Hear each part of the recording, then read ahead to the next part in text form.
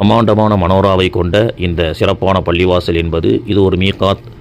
ஆயிஷா ரலியல்லாஹு அன்ஹா அன்னவர்களுடைய பெயரை தாங்கிய பள்ளிவாசல். ஒரு நாளைக்கு நூற்றுக்கணக்கான ஹாஜிகள் இங்கே வந்து எஹ்ராம் அணிந்து தொழுதுவிட்டு உம்ரா செய்யக்கூடிய சிறப்பான நிகழ்வு நடைபெறக்கூடிய இடம்.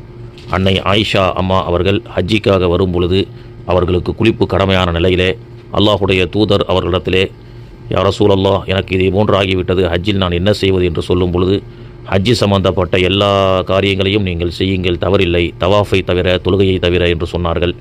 அவ்வாறு அவர்கள் சுத்தமானதற்கு பிறகு இந்த மீகாத்தில் வந்து அவர்கள் சுத்தமாகி குளித்துவிட்டு மீண்டும் எல்லைக்குள் நியத் செய்து சென்ற வரலாற்று சிறப்புமிக்க இந்த பள்ளிவாசல் அன்னை அவர்களுடைய பெயரை தாங்கிய ஆயிஷா பள்ளி என்று இன்றும் அழைக்கப்படுகிறது. பன்னூற்றுக்கணக்கான லட்சக்கணக்கான ஹாஜிகள் இங்கே வந்து இஹ்ராம் அணிந்து தொழுகிறார்கள். அன்னை ஆயிஷா ரலியல்லாஹு அன்ஹா அன்னவருடைய மஸ்ஜித்.